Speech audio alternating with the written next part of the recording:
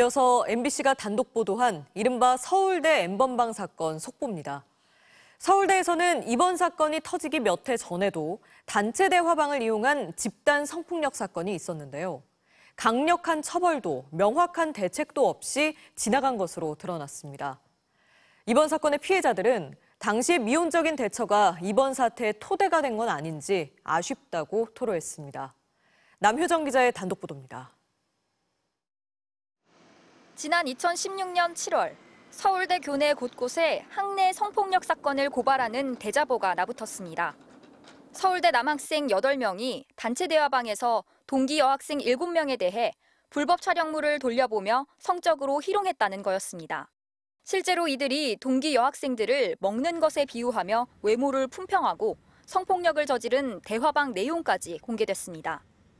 여자 동기들, 선후배들 이제 이렇게 사진 막 치맛자락 같은 거 찍고 불법 촬영해서 그 공유하고 성희롱하고 뭐 누구 보고 싶다 뭐 약간 그런 식으로. 파문이 일자 가해자들은 얼마 뒤 익명의 사과문만 남긴 채 군대에 갔습니다. 서울대가 진상조사에 나섰지만 이들에 대한 징계는 발표된 바가 없습니다.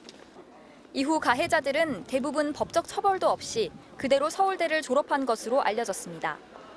서울대는 오늘 MBC와의 통화에서 이들에 대한 징계 결과에 대해 개인정보 관련 법령상 구체적인 내용은 말하기 어렵다며 공개를 거부했습니다. 이번 사건에 대한 그제 MBC 보도 후 하루 만에 부총장을 단장으로 TF팀을 구성해 관련 대책을 마련하겠다고 밝힌 서울대는 당시에는 이런 대책을 발표도 하지 않았습니다. 당시 온라인에서는 남자들 카톡방이 다 비슷하다, 피해자들이 예민하다며 오히려 가해자를 옹호하는 글이 확산되기도 했습니다. 피해자들은 당시 온라인 성범죄에 대한 부족한 인식과 미온적인 대처가 이번 사건의 토대가 된 건 아닌지 아쉽다고 토로했습니다. 그런데 이제 참여하고 주로 이렇게 막 주도하고 했던 사람들이 이제 그대로 텔레그램에 가서 지능욕을 하는 게 아닌가. 일상생활 속에서 그렇게 좀 전조들이 있지 않았나? 그런 생각을 많이 하고. 그로부터 5년 뒤 디지털 성폭력을 당한 피해자들은 얼굴 없는 가해자와 외로운 싸움을 치러야 했습니다. 막 꿈속에서 계속 막 죽어요. 막 찔려서 죽고, 총 맞아서 죽고, 교통사고를 죽고. 항상 그 범인이나 뭔가 나를 그 공격한 사람의 그 얼굴을 볼 수가 없는 거야. 가해자가 주변에 있을 거라는 의심은 정상적인 사회생활조차 어렵게 했습니다.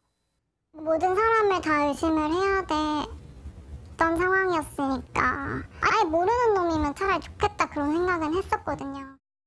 피해자들은 피해자가 스스로 범인을 쫓아야 하는 비극이 다시는 일어나지 않기를 바란다고 말했습니다.